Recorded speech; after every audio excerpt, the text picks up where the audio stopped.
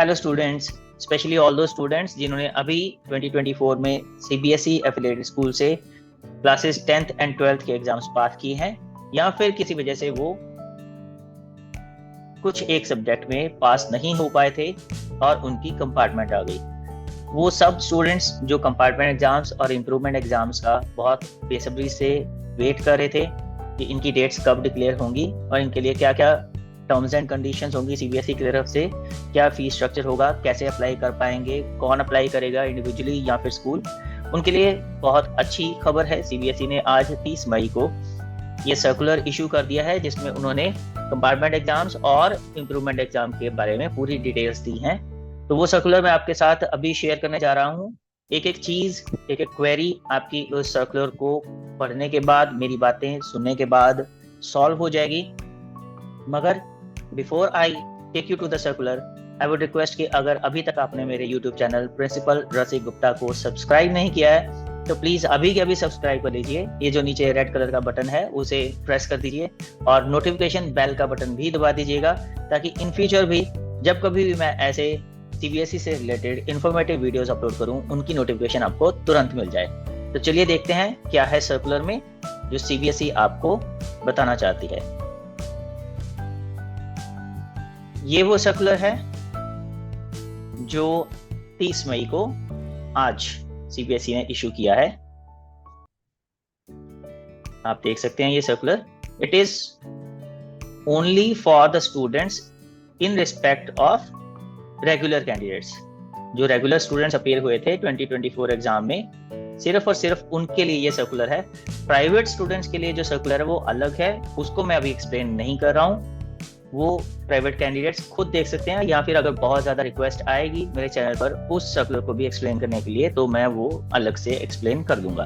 फिलहाल के लिए let's focus on the students of classes 10th and 12th who had appeared for 2024 final exams. उनके लिए ये सप्लीमेंट्री एग्जामिनेशन होने वाला है।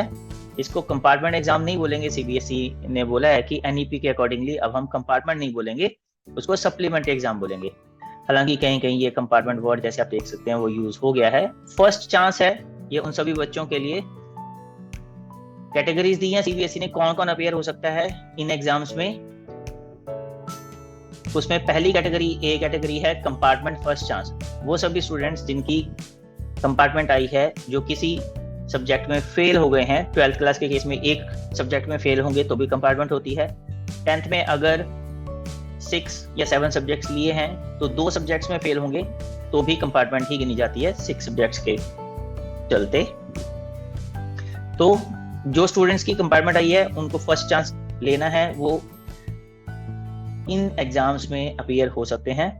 दूसरी कैटेगरी है इम्प्रूवमेंट ऑफ परफॉर्मेंस। जो बच्चे अपनी परफॉर्मेंस को इम्प्रूव करना चाहते हैं, जिनको लगता है कि उनके मार्क्स कम आए हैं, वो पास तो हो गए हैं मगर फिर भी वो चाहते हैं कि और ज्यादा मार्क्स लें। इससे पहले सीबीएसई ने वेरिफिकेशन ऑफ मार्क्स, फोटोकॉपी और रीवैल्यूएशन का सर्कुलर इशू किया था। जिन स्टूडेंट्स ने रीवैल्यूएशन के लिए अप्लाई किया है वो अभी वेट कर सकते हैं, उसके रिजल्ट के लिए भी हो सकता है उनके मार्क्स वहां बढ़ जाएं। मगर अगर उनको डाउट है कि उनके मार्क्स नहीं बढ़ेंगे, या जिन्होंने रिवैल्यूएशन के लिए अप्लाई नहीं किया था, उनके लिए सीबीएसई इंप्रूवमेंट का चांस देता है। इसमें प्रॉपर एग्जाम होता है, जैसे आपने फाइनल एग्जाम दिया था वैसे ही आपका एग्जाम होगा उस सब्जेक्ट में जिसमें आप इम्प्रूवमेंट के लिए एग्जाम भरोगे। तो आप तैयारी करके बेहतर प्रिपरेशन के साथ अपने मार्क्स को इंक्रीज कर सकते हो इम्प्रूवमेंट एग्जाम्स में। तो वो सभी स्टूडेंट्स जो इम्प्रूवमेंट परफॉर्मेंस करना चाहते हैं, कंडीशन क्या है, वो पास होने चाहिए आफ्टर रिप्लेसमेंट ऑफ सब्जेक्ट्स। पहली कंडीशन, जो बच्चे रिप्लेसमेंट ऑफ सब्जेक्ट्स की वजह से पास हुए हैं, जिनकी रिपोर्ट कार्ड में तो पास लिखा आ रहा है मगर कोई ऐसे सब्जेक्ट्स थे मेन सब्जेक्ट्स में से जिनको किसी स्किल सब्जेक्ट से रिप्लेस कर दिया गया था in order to declare them pass. ये कब होता है, मैंने ऑलरेडी जो 10th क्लास की परसेंटेज कैलकुलेशन वाला वीडियो बनाया है उसमें भी बताया हुआ है। 12th क्लास के केस में अगर 6 सब्जेक्ट हैं, बच्चा पहले 5 में से किसी एक सब्जेक्ट में फेल हो गया तो 6वां सब्जेक्ट उसे रिप्लेस कर देता है और बच्चा पास डिक्लेयर होता है। स्टूडेंट है is declared pass. In that case. मगर वो जो रिप्लेस होके सब्जेक्ट नीचे चला गया था उसमें तो वो फेल ही है ना। तो अगर वो उसमें एग्जाम देना चाहता है, फेल से पास होना चाहता है, तो उसको सीबीएसई कंपार्टमेंट नहीं मानती है। सीबीएसई बोलती है कि कंपार्टमेंट सिर्फ इन दैट केस है जब बच्चा रिपोर्ट कार्ड में पास डिक्लेयर नहीं किया गया, कंपार्टमेंट डिक्लेयर किया गया। मगर अगर रिप्लेसमेंट की वजह से स्टूडेंट को पास डिक्लेयर कर दिया गया है और फिर भी स्टूडेंट जो एक पर्टिकुलर सब्जेक्ट में फेल हो गया था, एक या दो डिपेंडिंग अपॉन कितने सब्जेक्ट बच्चे ने ऑप्ट किए थे, उसमें अपने आप को पास करवाना चाहता है, तो उसे इम्प्रूवमेंट ऑफ परफॉर्मेंस का एग्जाम देना होगा। टर्मिनोलॉजी चेंज है, सिर्फ है एक तरह से वही, कंपार्टमेंट डिक्लेयर होगी, बट इसमें आपकी क्योंकि परफॉर्मेंस भी इंप्रूव हो सकती है तो इसलिए इसको इम्प्रूवमेंट ऑफ परफॉर्मेंस गिना जाएगा। तीसरी category, improvement of performance up to 2 subjects in class 10th subject to condition of a valid combination. ये 2 सब्जेक्ट्स जिसमें आप इंप्रूवमेंट देना चाहते हैं 10th क्लास में, आप 2 सब्जेक्ट्स में दे पाएंगे, मगर कॉम्बिनेशन वैलिड होना चाहिए। जो सीबीएसई ने लिस्ट दी है उसमें ही आपको सब्जेक्ट ऑप्ट करने हैं। आपके सब्जेक्ट ऑब्वियसली उसमें होंगे मोस्ट प्रोबेबली, वो लिस्ट भी हम बाद में देख लेंगे वीडियो के एंड में। And 1 subject in class 12th class में सिर्फ 1 सब्जेक्ट और 10th क्लास में 2 सब्जेक्ट उन बच्चों के लिए जो कंप्लीटली पास हो गए हैं, जिनका रिप्लेसमेंट की वजह से पास नहीं आया है, जो नेचुरली सभी सब्जेक्ट्स में पास हुए हैं। अगर उनमें से भी कोई स्टूडेंट चाहे तो 10th क्लास में 2 सब्जेक्ट में इंप्रूवमेंट भर सकता है और 12th क्लास में किसी एक सब्जेक्ट में इंप्रूवमेंट का एग्जाम भर सकता है।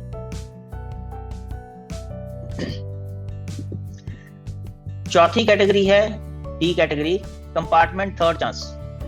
जैसे मैंने आपको पहले बताया, जो प्राइवेट स्टूडेंट्स 2023 में जिनका मेन एग्जाम में कंपार्टमेंट आई थी और उसके बाद 2023 के ही सप्लीमेंट्री एग्जाम में भी वो कंपार्टमेंट क्लियर नहीं कर पाए, फिर 24 में वो कंपार्टमेंट में अपीयर हुए मेन एग्जाम्स के साथ, मगर तब भी वो क्लियर नहीं कर पाए, तो उन्हें थर्ड चांस एक सीबीएसई दे रही है जिसमें वो चाहे तो अपनी कंपार्टमेंट क्लियर कर सकते हैं, मगर उसके लिए उनको प्राइवेट कैंडिडेट्स अपीयर होना होगा और उसके लिए एक सेपरेट सर्कुलर सीबीएसई ने इशू किया है।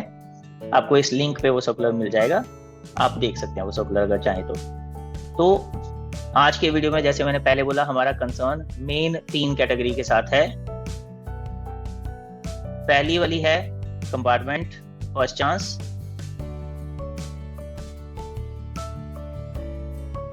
दूसरी वाली है इंप्रूवमेंट ऑफ परफॉर्मेंस उन कैंडिडेट के लिए जो रिप्लेसमेंट के बाद पास डिक्लेयर किए गए हैं, और तीसरी वाली है इंप्रूवमेंट ऑफ परफॉर्मेंस उन कैंडिडेट के लिए जो कंप्लीटली पास हैं मगर फिर भी 10th क्लास में 2 एग्जाम में अपीयर होना चाहते हैं और 12th क्लास में 1 एग्जाम में अपीयर होना चाहते हैं अपनी परफॉर्मेंस को इम्प्रूव करने के लिए।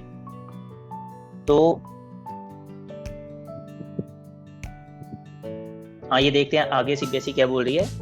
इन light of recommendations made in NEP 2020 the nomenclature of the compartment examinations has been changed to supplementary. अब कंपार्टमेंट से बदल के क्या हो गया, ये सप्लीमेंट्री एग्जामिनेशन। इसके लिए सीबीएसई ने एक सर्कुलर भी इशू किया था, उसकी डेट भी दे रखी है और सर्कुलर नंबर भी दे रखा है।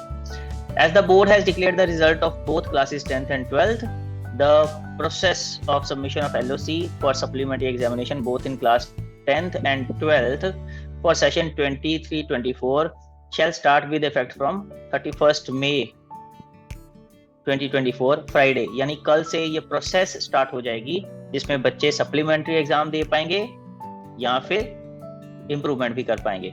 Submission of LOC is to be done through Pariksha Sangam. ये जो है इंस्ट्रक्शन स्कूल्स के लिए है, क्योंकि परीक्षा संगम पे स्कूल्स ही एक्सेस कर सकते हैं, बच्चे नहीं करेंगे।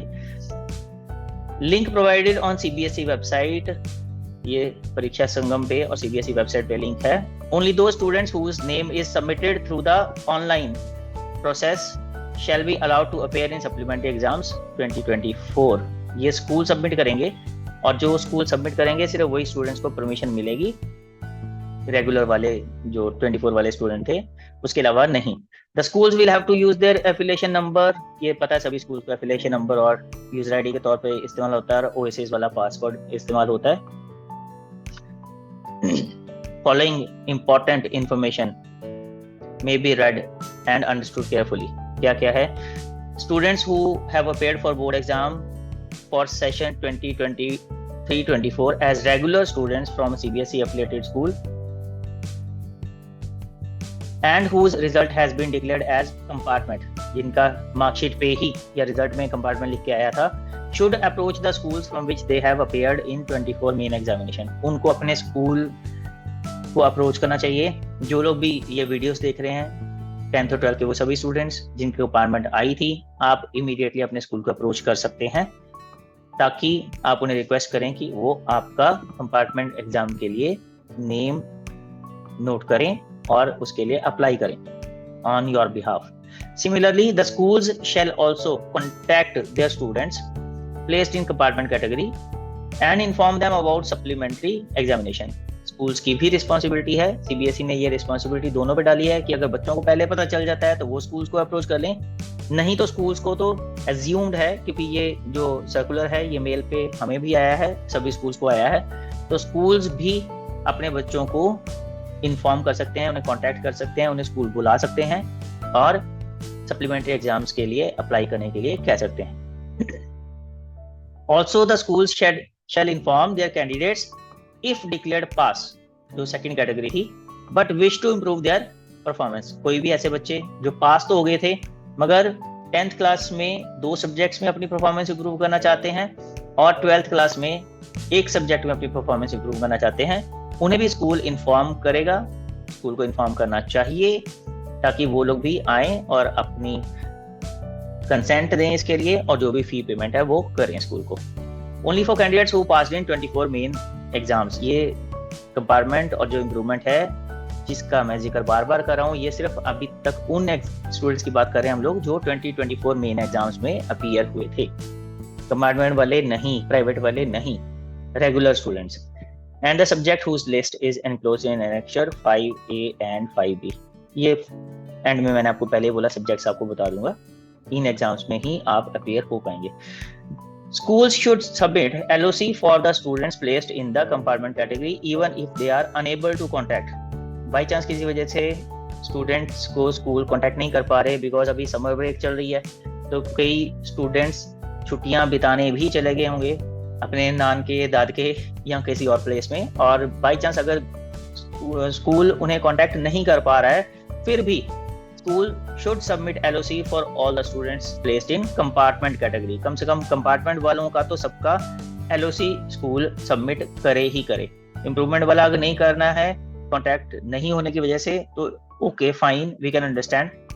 मगर इस वजह से क्योंकि स्कूल कॉन्टैक्ट नहीं कर पाया था किसी बच्चे को जिसकी कंपार्टमेंट आई थी, उसका कंपार्टमेंट एग्जाम में अपीयर होना मिस ना हो जाए, इसके लिए सीबीएसई ने ये इंस्ट्रक्शन दी है कि चाहे आप कांटेक्ट भी नहीं कर पा रहे हो फिर भी आप कंपार्टमेंट के लिए हर एक बच्चे का नाम डिटेल्स सबमिट करो LOC में. Non submission of the name of student will tease the opportunity to appear in the supplementary exams. Obvious है, अगर स्कूल कांटेक्ट नहीं कर पाया और उन्होंने कंपार्टमेंट एग्जाम के लिए बच्चे का डिटेल ऑनलाइन सबमिट नहीं किया तो वो बच्चा कंपार्टमेंट का एग्जाम नहीं दे पाएगा. तो सीबीएसई ऐसी चीजें प्रेफर नहीं करता है, इसीलिए स्कूल को ये क्लियर इंस्ट्रक्शन है कि उन्हें अपने हर उस स्टूडेंट की डिटेल्स सबमिट करनी है जो जिसकी कंपार्टमेंट आई है. It will be the responsibility of the school to submit LOC within the stipulated schedule. School की ही रिस्पॉन्सिबिलिटी है कि जो टाइमलाइन सीबीएसई ने दी है उसके अंदर अंदर LOC सबमिट करनी है. List of candidates.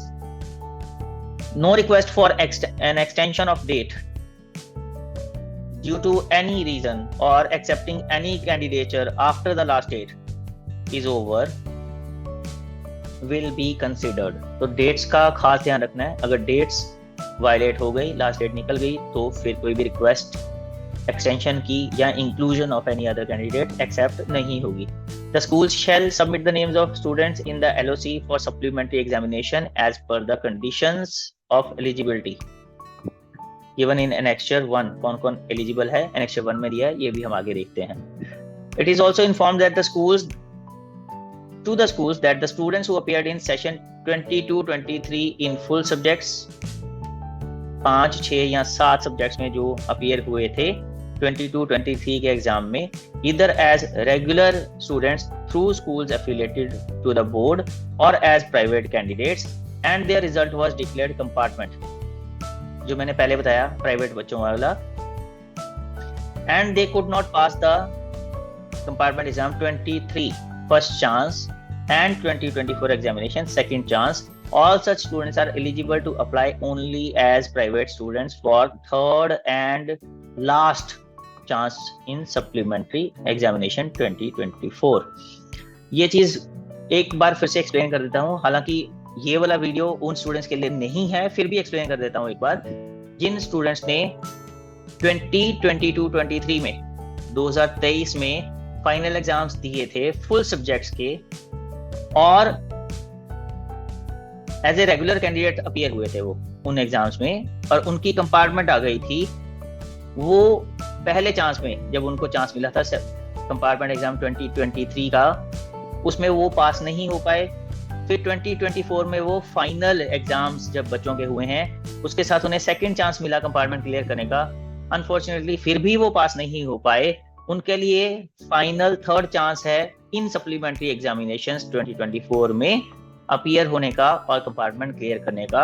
अगर इसमें भी वो नहीं क्लियर कर पाएंगे तो फिर वो कंपार्टमेंट कभी क्लियर नहीं कर पाएंगे, उनकी कंपार्टमेंट बनी रहेगी। फिर या तो उन्हें क्लास रिपीट करनी पड़ेगी या फिर उस सब्जेक्ट को वो आगे ऑप्ट नहीं कर पाएंगे फर्दर स्टडीज के लिए। Maximum of 3 chances are available for student to pass an examination if placed in the compartment category in the main exam. ये ऊपर जो हमने पहले डिस्कस किया पॉइंट, उसमें भी क्लियर हो गया कि अगर मेन एग्जाम में किसी की कंपार्टमेंट आती है तो उसे सिर्फ 3 चांस ही मिलते हैं।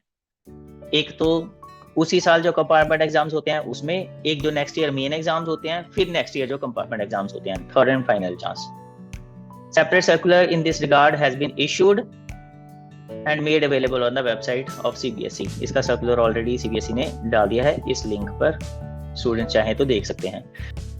स्कूल्स में एडवाइज और direct such private students to apply online directly through CBSE's website whenever approach. जब भी वो स्कूल्स को अप्रोच करते हैं ऐसे बच्चे, उन्हें स्कूल को गाइड करना है कि आप डायरेक्टली ऑनलाइन अप्लाई कर सकते हैं CBSE वेबसाइट पे जाके।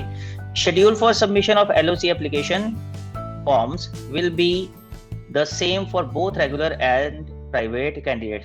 दोनों के लिए सेम डेट्स होंगी, अप्लाई करने के लिए भी, फी सबमिशन के लिए भी, लेट फी वगैरह की भी, सबकी डेट्स सेम है।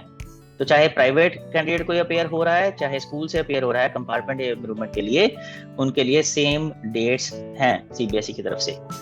इन केस ऑफ एनी डिफिकल्टी और queries regarding submission, online submission, the IT branch of the concerned regional offices can be contacted for clarification or assistance. IT branch को contact किया जा सकता है, ये information schools के लिए है। The contact details of the regional offices are available on the link. ये सारी जितने भी regional offices हैं CBSE के, उनकी सबकी contact details इस link पर available है। Consolidated mark sheet will be issued only to the students whose result was declared compartment in board examination 2024 and who will be declared as pass in supplementary examination 2024. ये भी question बहुत रहता है बच्चों का कि जो मार्कशीट आएगी कंपार्टमेंट एग्जाम के बाद वो किस तरह की आएगी। तो CBSE ने बहुत क्लियर कर दिया है कि अगर जो स्टूडेंट्स जिनकी कंपार्टमेंट एग्जाम था 2024 में और जो पास हो जाएंगे सप्लीमेंट्री एग्जाम 2024 में, जिनकी कंपार्टमेंट था, सॉरी मैंने एग्जाम बोल दिया था, जिनकी कंपार्टमेंट थी 2024 में और जो पास हो जाएंगे उनको CBSE कंसोलिडेटेड मार्कशीट इशू करेगी। सिर्फ अकेले कंपार्टमेंट पेपर की नहीं आती मार्कशीट, कंप्लीट मार्कशीट दोबारा से आती है जिसमें सभी सब्जेक्ट्स होते हैं, कंपार्टमेंट वाला सब्जेक्ट भी होता है और बच्चा सभी में फिर पास होता है, क्योंकि ये इशू ही पास कैंडिडेट के लिए होगी। अगर कंपार्टमेंट एग्जाम में फिर से फेल हो गए तो कंसोलिडेटेड मार्कशीट CBSE इशू नहीं करेगा। सिर्फ पास होंगे जो सप्लीमेंट्री एग्जाम में, उनके लिए ये मार्कशीट इशू होगी और उसमें सभी सब्जेक्ट्स होंगे। The supplementary examination 2024 will be conducted based on the syllabus. ये भी क्वेश्चन होता है बहुत बच्चों का, सिलेबस कंपार्टमेंट एग्जाम के लिए क्या अलग से आता है। सीबीएसई ने क्लियर किया है, based on the syllabus prescribed for the board examination for session 23-24। Same syllabus ही रहेगा, इसमें कोई चेंज नहीं होगा। जो पहले सिलेबस था जिसके लिए आपने तैयारी की थी और एग्जाम में अपेयर हुए थे, उसी सिलेबस को आपने फिर से तैयार करना है कंपार्टमेंट या इम्प्रूवमेंट एग्जाम्स के लिए भी। और ये सारा का सारा सिलेबस भी सीबीएसई की वेबसाइट पर अवेलेबल है, इस लिंक पर आप चाहें तो फिर से देख सकते हैं। The improvement of performance can only be done in the subjects given in annexure 5A and 5B, जो हम नीचे देखेंगे। इसके अलावा कोई और सब्जेक्ट होगा तो उसमें इंप्रूवमेंट नहीं कर पाएंगे। The LOC may be filled as per the current status of the result of the candidates. आज की डेट में जो स्टेटस है, रिजल्ट है बच्चों का, उसके हिसाब से एलओसी फिल करनी है। ये इंस्ट्रक्शन स्कूल के लिए है। The schedule of supplementary examinations, कब कब सप्लीमेंट्री एग्जाम होंगे। Supplementary exams of class 12th will be held on 15th July 2024, Monday. That is only one single day.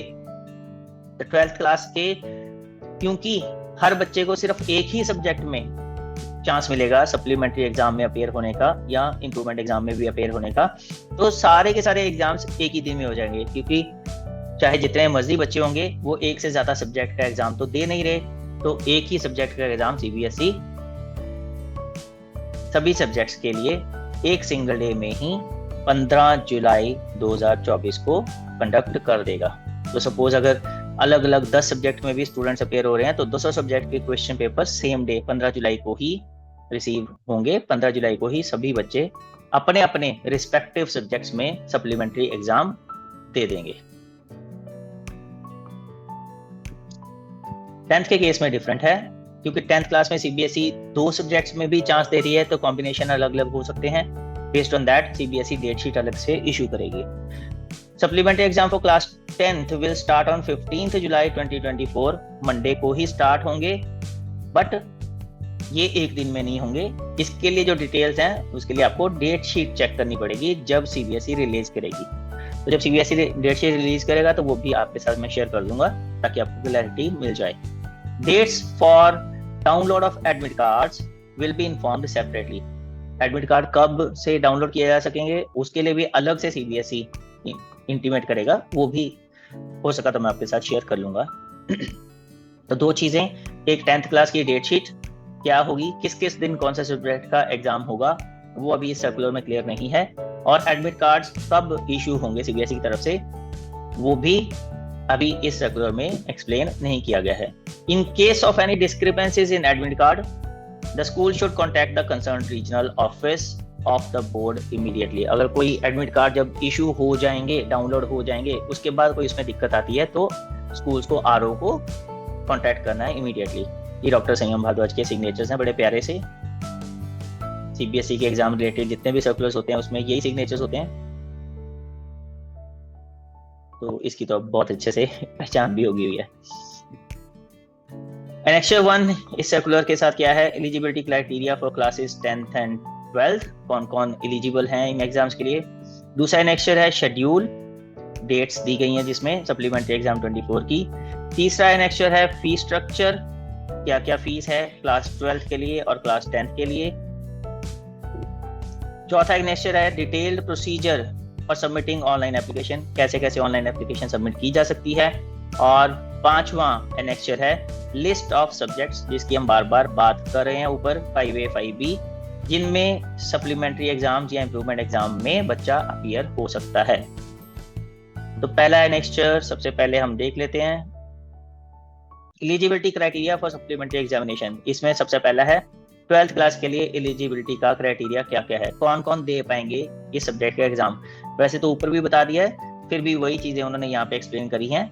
पहली कैटेगरी कौन सी है, regular students who appeared in boards examination 2024 through school affiliated to board and declared as compartment are eligible to apply only in one subject। क्योंकि हम 12th class की बात कर रहे हैं, इसलिए सिर्फ एक ही सब्जेक्ट में कंपार्टमेंट एग्जाम के लिए बच्चे अपीयर हो सकते हैं।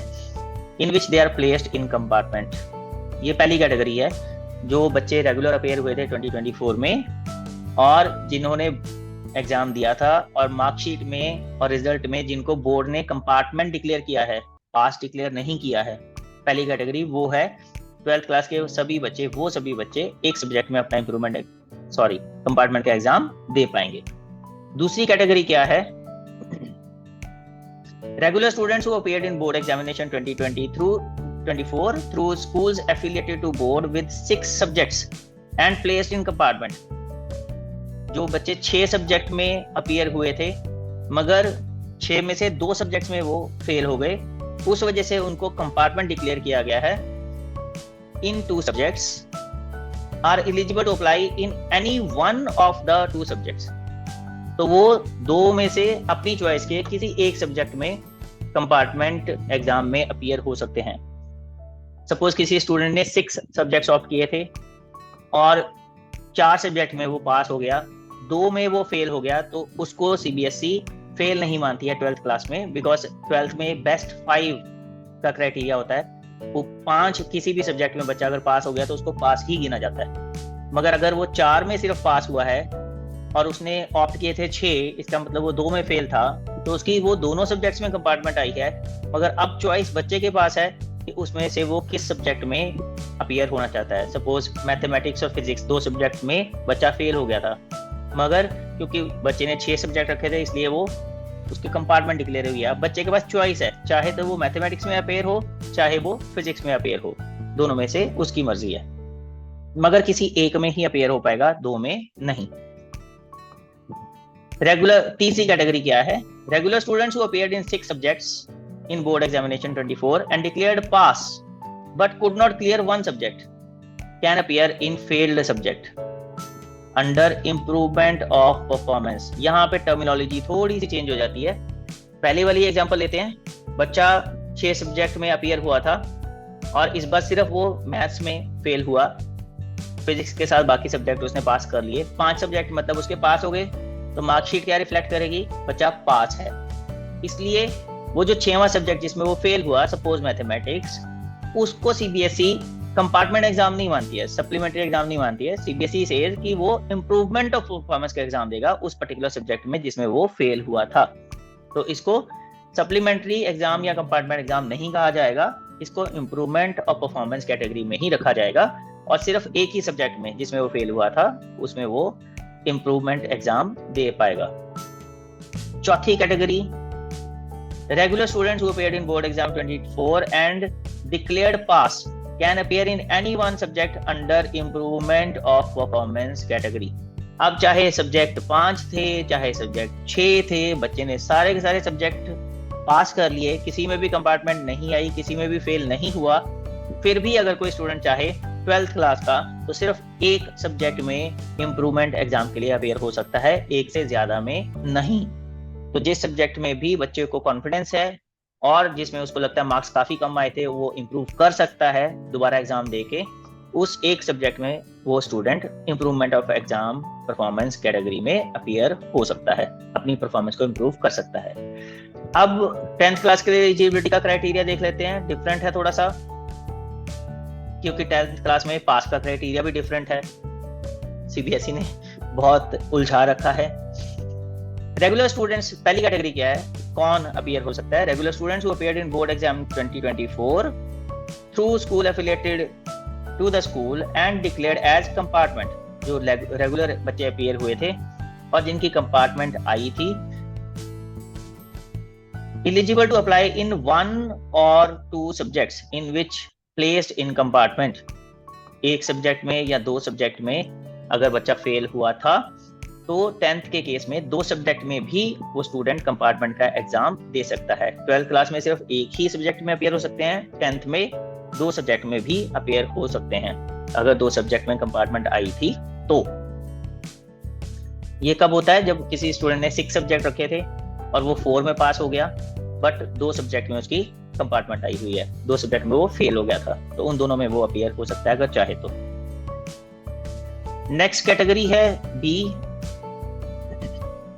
Regular students who appeared in board exam 24 through schools affiliated with the board with 6 or 7 subjects and declared pass due to replacement of subjects can appear in that subject या subjects under the improvement of performance. अब पहले वाला क्या था, जहां पे result में ही compartment आई है, मार्कशीट में कंपार्टमेंट आई है, तो वो 1 या 2 सब्जेक्ट में बच्चा अपीयर हो सकता है जिनमें कंपार्टमेंट आई थी। अब इसमें सेकंड कैटेगरी में क्या है, जो बच्चा पास हो गया था, रिपोर्ट कार्ड में तो पास शो हो रहा है क्योंकि सब्जेक्ट रिप्लेसमेंट हो गई थी। सपोज किसी मेन सब्जेक्ट में बच्चा फेल हो गया, मैथ, साइंस और सोशल साइंस में, मगर स्किल सब्जेक्ट में उसको रिप्लेस कर दिया और रिजल्ट पास आ गया, फाइन। या फिर उसके अलावा लैंग्वेज में भी फेल हो गया बच्चा, किसी में ऊपर वाली 2 में से किसी एक लैंग्वेज में फेल हो गया, मगर तीसरी लैंग्वेज ऑप्ट की हुई थी तो उसने भी उसको रिप्लेस कर दिया, तो बच्चा पास डिक्लेयर हो गया। तो इन दैट केस किसी 1 या 2 सब्जेक्ट में स्टूडेंट इंप्रूवमेंट ऑफ परफॉर्मेंस का एग्जाम देगा। टर्मिनोलॉजी चेंज है सिर्फ, इसको कंपार्टमेंट नहीं कहा जाएगा क्योंकि ऑलरेडी स्टूडेंट पास है, इसको इंप्रूवमेंट ऑफ परफॉर्मेंस कैटेगरी कहा जाएगा। जिन सब्जेक्ट्स में एग्जाम सीबीएसई कंडक्ट कर रहा है उन्हीं सब्जेक्ट्स में, और उसकी कंडीशन लिस्ट कहाँ है, नीचे आ जाएगी दिखा दूंगा। अब तीसरी सी कैटेगरी क्या है 10th क्लास के लिए, regular students who appeared in board exam 24 and pass can appear in up to 2 subjects under the improvement of performance category. अब चाहे 5 सब्जेक्ट रखे थे, चाहे 6 रखे थे, चाहे 7 रखे थे, ये वो स्टूडेंट्स हैं जो सभी सब्जेक्ट्स में पास हैं, फिर भी वो चाहते हैं कि अपनी परफॉर्मेंस को इम्प्रूव करें, मार्क्स को इम्प्रूव करें। तो 10th क्लास में 2 सब्जेक्ट्स में इम्प्रूवमेंट का एग्जाम बच्चे दे पाएंगे। 12th में सिर्फ 1 सब्जेक्ट में, मगर 10th में 2 सब्जेक्ट में वो इम्प्रूवमेंट एग्जाम दे सकते हैं, चाहे वो सब में पास हैं। फिर उनके पास चॉइस होगी कि 5 या 6 या 7 जितने भी सब्जेक्ट उनके थे उनमें से किस किस सब्जेक्ट में वो इम्प्रूवमेंट का एग्जाम देना चाहते हैं। अब एनेक्सर 2 शेड्यूल, कब से एग्जाम्स होंगे पहले भी बताया है। 10th क्लास के 15 जुलाई से होंगे, मंडे से। डेट शीट जब आएगी तब पता चलेगा कौन सा एग्जाम किस सब्जेक्ट का किस तारीख को होगा। 12th क्लास के एग्जाम्स एक ही दिन होंगे, 15 जुलाई को, मंडे को, सिर्फ एक दिन। तो चाहे किसी भी बच्चे का कोई भी सब्जेक्ट है, किसी भी सब्जेक्ट में वो कंपार्टमेंट का एग्जाम दे रहा है, सप्लीमेंट्री एग्जाम दे रहा है, या फिर इंप्रूवमेंट करना चाहता है, सारे के सारे 12th क्लास के स्टूडेंट्स एक ही दिन में 15 जुलाई को अपीयर होंगे। नेक्स्ट एनेक्सर 3, फीस की भी क्यूरियोसिटी होगी बच्चों को जानने की, फीस कितनी जमा करानी है। तो अगर पर स्टूडेंट जो फीस है वो 300 रुपीज पर सब्जेक्ट है इंडिया में, लेट फीस के बिना। अगर आप टाइम पर फीस जमा करवा देते हैं तो आपको एक सब्जेक्ट के लिए एक स्टूडेंट को 300 रुपया जमा करवाना पड़ेगा। तो 12th क्लास में तो पॉसिबिलिटी ही एक सब्जेक्ट की है, इसलिए 12th क्लास में कितना जमा करवाना पड़ेगा, 300 रुपीज ओनली, ये 12th क्लास के।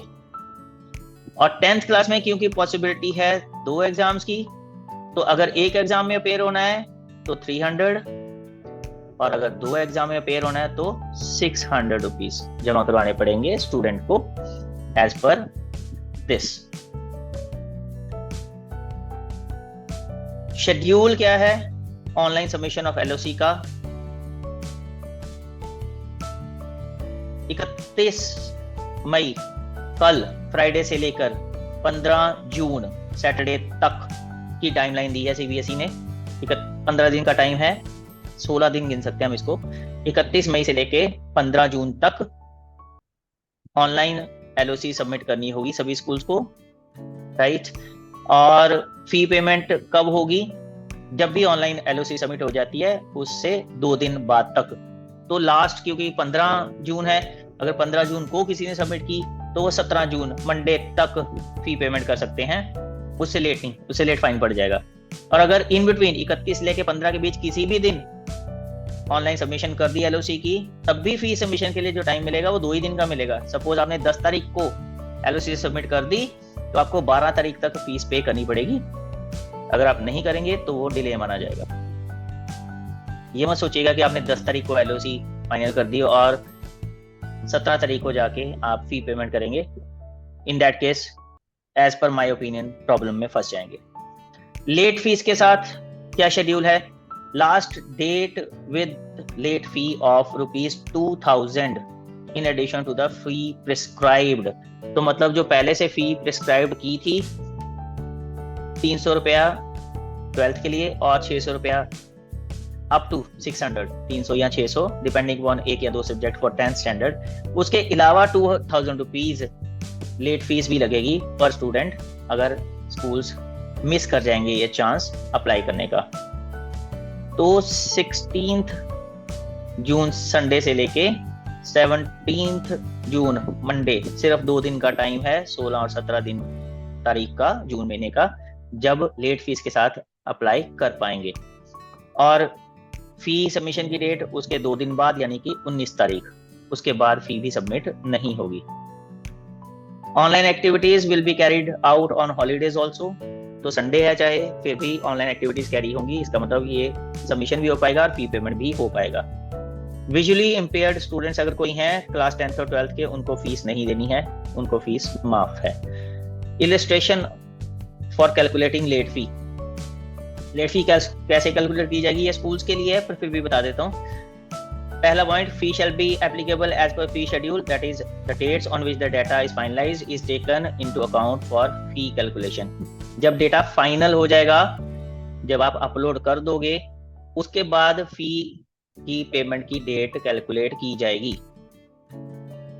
If students details are entered before on और before 15 June, the finalization is done on or before 15 June and the fee is submitted by 15 June, then no late fee shall be applicable। अच्छा, पहले शायद मैंने थोड़ा सा जो word of caution दिया था उसमें क्लैरिटी है यहाँ पे कि अगर फीस 15 जून या उससे पहले फाइनल डेटा फाइनल हो गया और 15 जून या उससे पहले ही फीस भी सबमिट कर दी गई, तो सीबीएसई कोई भी फाइन चार्ज नहीं करेगा। जो मुझे समझ आ रहा है यहाँ से वो ये है कि अगर बाई चांस 10 तारीख तक स्कूल ने डेटा फाइनल कर दिया और 15 जून तक फीस सबमिट कर दी, तो स्कूल को कोई फाइन नहीं लगेगा। इसमें वो 2 दिन वाली कंडीशन एप्लीकेबल नहीं होगी जो मैंने पहले ऊपर बोली थी। If the students details are entered on 15th June and finalisation of data is done on 15th June, दोनों ही काम 15 जून को किए गए, and fee is submitted by 17th June, and no late fee shall be applicable। 15 जून तक आपने पूरा टाइम लिया, आपको कल से लेकर 31 मई से लेकर 15 जून तक की टाइमलाइन थी, आपने एडवांस में काम नहीं किया, लास्ट डेट पर ही आपने डिटेल्स भी एंटर की और लास्ट डेट पर ही आपने डाटा भी फाइनल किया। तो आप अगर 17 तारीख तक फीस पे कर देंगे तो नो लेट फी, मतलब आपको लेट फी फाइन नहीं लगेगा। मगर अगर 17 तारीख तक फी आपने पेमेंट नहीं की तो फिर आपको लेट फी फाइन लग जाएगा। The last date for submission with the late fee shall be applicable in same manner। Same manner में लास्ट डेट जो फी एप्लीकेशन की है वो भी कैलकुलेट की जाएगी। No application will be allowed after the last date with a late fee और offline mode. ना तो ऑफलाइन एक्सेप्ट होगी कोई भी एप्लीकेशन, ना ही लास्ट डेट के बाद एक्सेप्ट होगी। फी पेमेंट के मेथड क्या है? इंडिया में अगर फी पेमेंट करनी है तो डेबिट कार्ड यूज कर सकते हैं, क्रेडिट कार्ड कर सकते हैं, एनईएफटी कर सकते हैं, आरटीजीएस कर सकते हैं, आई थिंक आईएमपीएस भी होगा, पर चलो ये मेथड्स हैं। बाहर वाले कोई हैं वो डेबिट कार्ड से, क्रेडिट कार्ड से या स्विफ्ट से पेमेंट कर सकते हैं। लेट फी की payment, before payment of the fee school can take the print of LOC. ये बहुत इंपॉर्टेंट चीज है, फी पेमेंट से पहले एलओसी का प्रिंट आउट ले लीजिएगा, बहुत काम आएगा आपके। in the form of a checklist, once the fee is paid the final LOC will be printed। ये चेकलिस्ट आपको डिटेल्स को वेरीफाई करने में काम आएगी। फी पेमेंट से पहले आप एक प्रिंट आउट ले सकते हैं और उसमें वेरीफाई कर सकते हैं कि सारे पर्टिकुलर सही हैं या नहीं हैं। फी पेमेंट जब तक नहीं हो रही तब तक आप चेंज कर पाएंगे पर्टिकुलर्स को, मगर जब आपने एक बार फी पे कर दी, once the fee is paid the final LOC will be printed। उसके बाद चेकलिस्ट नहीं प्रिंट होगी, उसके बाद फाइनल LOC प्रिंट होगी and no correction could be made in the online or offline mode thereafter। no correction could be made, बहुत important है। Fee payment के बाद जो एलओसी प्रिंट होगी वो फाइनल होगी और फिर उसमें करेक्शन नहीं होगी। तो जो भी करेक्शन आपने करनी होगी, जब तक फी पेमेंट नहीं की है तब तक आप एलओसी का प्रिंट आउट लेके उसे चेकलिस्ट मान के कर लीजिएगा। बाहर की जो कंट्रीज हैं तो स्विफ्ट मोड से आप फी पेमेंट करना चाहते हैं, उन्हें सीबीएसई ने बोला कि 4-5 दिन लग सकते हैं, इसलिए आप उसके अकॉर्डिंगली अपने आप को एडजस्ट कीजिए। आप 15 को लास्ट डेट मत मान के चलिए, आप 10 तारीख को लास्ट डेट मान के चलिए और उस हिसाब से आप सारी पेमेंट कीजिए, सारी प्रोसेस कीजिए और पेमेंट भी कीजिए। बैंक से रिलेटेड अगर कोई ट्रांजैक्शन में इशू आता है तो सीबीएसई ने बोला कि आपको बैंक को अप्रोच करना है। उसमें ये प्रॉब्लम्स हो सकती हैं, पेमेंट का मोड या फी रेफरेंस नंबर, अमाउंट डिपॉजिट कितनी की, डेट ऑफ डिपॉजिट, ब्रांच जहाँ पे अमाउंट डिपॉजिट की थी, या बैंक रेफरेंस नंबर या कॉन्टैक्ट नंबर, ये सारी चीजें आप बैंक को देके अपनी प्रॉब्लम सॉल्व कर पाएंगे। लेट्स मूव टू एनेक्सर 4 जो है steps for online submission of LOC of candidates. सबसे पहले स्टेप फर्स्ट क्या है, generate the list of candidates placed in the compartment of the school. उसे आपको सीबीएसई वेबसाइट से जनरेट करना है। सेकंड स्टेप में select roll number and subject of the student who want to appear in the compartment as per the record available with the school. जो भी compartment है बच्चे की, उसमें आपको रोल नंबर सिलेक्ट करना है और सब्जेक्ट सिलेक्ट करना है। इन केस अगर कंपार्टमेंट 2 में आई है तो आपको सब्जेक्ट अकॉर्डिंगली सिलेक्ट करने हैं। और जैसे 12th क्लास में बताया था, अगर मैथ्स और फिजिक्स दोनों में कंपार्टमेंट है बट बच्चे की कंपार्टमेंट ही है तो उसमें से किसी एक में ही ऑप्ट करना है। तो इस केस में बच्चे से आपको पूछना भी पड़ेगा कि कौन से सब्जेक्ट में उसको अप्लाई करना है, खुद से मत कर दीजिएगा। हो सकता है आप फिजिक्स में अप्लाई कर दे, बच्चा बोले मैंने तो मैथ्स में करना था, तो बच्चे से कंसेंट लेना जरूरी है। हो सके तो रिटर्न में कंसेंट ले लीजिए, it will be in your favour. Then third क्या है step, finalise the selection and note down the application ID generated. Selection सारी फाइनलाइज करने के बाद एप्लीकेशन आईडी मिलेगा, उसे नोट कर लीजिएगा और उसके बाद आपको ऑनलाइन पेमेंट करनी है। ऑनलाइन पेमेंट के बाद फाइनल लिस्ट जनरेट होगा, उसे आप as authorised copy for school records संभाल कर रख लीजिए along with the proof of depositing fee. तो फी डिपॉजिट का प्रूफ और जो फाइनल लिस्ट आएगी उसे आप एज ए रिकॉर्ड अपने पास रखेंगे। स्कूल्स के लिए है ये इंस्ट्रक्शन। अब है ये एनेक्सर 5A और 5B। इसमें हैं सब्जेक्ट्स क्लासेस 10th के और 12th के, जिसमें बच्चे कंपार्टमेंट या इम्प्रूवमेंट का एग्जाम दे सकते हैं। तो जैसे मैंने पहले बोला था ये एंड में ही बताऊंगा, तो ये आपके लिए हाजिर हैं। मैं थोड़ी देर के लिए स्क्रीन पे इनको फ्लैश करता हूँ। आप चाहें तो पॉज करके भी रीड कर सकते हैं और चाहें तो वीडियो को देखते देखते भी, अगर आपकी स्पीड अच्छी है तो आप रीड कर सकते हैं। ज्यादा टाइम वेस्ट नहीं करते हैं। आई होप पॉज करके इनको रीड करना इज अ बेटर ऑप्शन। तो आप इसे पॉज कीजिए वीडियो को और इन सभी सब्जेक्ट्स को आप रीड कर सकते हैं कि आपका वाला सब्जेक्ट जिसमें आप कंपार्टमेंट या इम्प्रूवमेंट क्लियर होना चाहते हैं वो इस लिस्ट में है या नहीं। अभी और भी हैं 12th क्लास के, ये रहे। इसके बाद आएंगे 10th क्लास के सब्जेक्ट्स। एनेक्सर 5B, ये सारे सब्जेक्ट्स हैं 10th क्लास के जिनमें स्टूडेंट अपीयर हो सकते हैं कंपार्टमेंट या इम्प्रूवमेंट एग्जाम के लिए।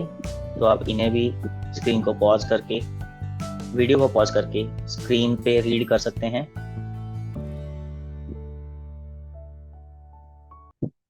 तो ये था सारा का सारा video related to improvement of exams, compartment cases. I hope जितनी भी डिटेल मैंने आपको सर्कुलर के थ्रू दी है, एक तो वो सारी ऑथेंटिक होती है। मेरे जितने भी वीडियोस होते हैं सीबीएसई के, वो क्योंकि रियल सर्कुलर बेस्ड होते हैं इसलिए वो ऑथेंटिक होते हैं, सही होते हैं। कोई भी गलत इंफॉर्मेशन कन्वे नहीं की जाती मेरे वीडियोस में। तो आई होप ये सारी की सारी इंफॉर्मेशन आपको काम आएगी, आपके लिए बहुत हेल्पफुल होगी। अगर आपके कॉन्टैक्ट में ऐसे कोई भी स्टूडेंट्स हैं जो कंपार्टमेंट या इम्प्रूवमेंट एग्जाम में अपीयर होना चाहते हैं, उनके साथ ये वीडियो का लिंक जरूर शेयर कर दीजिएगा ताकि उनको भी टाइम रहते सही इंफॉर्मेशन सही प्लेटफॉर्म से मिल जाए। आपके कॉन्टैक्ट में अगर school authorities, teachers, principal, parents कोई भी हैं जिनको इस वीडियो की ज़रूरत है तो इसका लिंक उनके साथ भी ज़रूर शेयर कर दीजिए ताकि वो भी टाइम रहते सारी इंफॉर्मेशन गैदर कर पाएं और अकॉर्डिंगली एक्ट कर पाएं। एक बार फिर से बोलूंगा, अगर अभी तक आपने मेरा चैनल सब्सक्राइब नहीं किया है तो प्लीज उसे सब्सक्राइब कर लीजिए और नोटिफिकेशन बेल का बटन भी दबा दीजिए। बहुत मेहनत लगती है इस तरह के वीडियोस को बनाने के लिए, सब लोग को अच्छे से रीड करना पड़ता है, समझना पड़ता है मल्टीपल टाइम्स, ताकि कहीं कोई गलत इंफॉर्मेशन कन्वे ना हो जाए, किसी को उसकी वजह से नुकसान ना हो जाए। तो इस मेहनत का मोल तभी मिलेगा जब आप मेरे चैनल को सब्सक्राइब कर लेंगे और नोटिफिकेशन बेल का बटन दबा देंगे। अगर कोई और क्वेरीज हैं इस कंपार्टमेंट या इम्प्रूवमेंट एग्जाम से रिलेटेड तो आप उन्हें इस वीडियो के कमेंट बॉक्स में लिख सकते हैं। मुझे जब भी टाइम मिलेगा मैं उन क्वेरीज को रिप्लाई जरूर करूंगा। मैं नॉर्मली मेरे जितने भी यूट्यूब वीडियोस हैं उन पे कोई भी इंपॉर्टेंट क्वेरीज होती हैं किसी की भी, उनको रिप्लाई जरूर करता हूँ। So till the time I upload my next video, keep watching Principal Rasik Gupta. Thank you.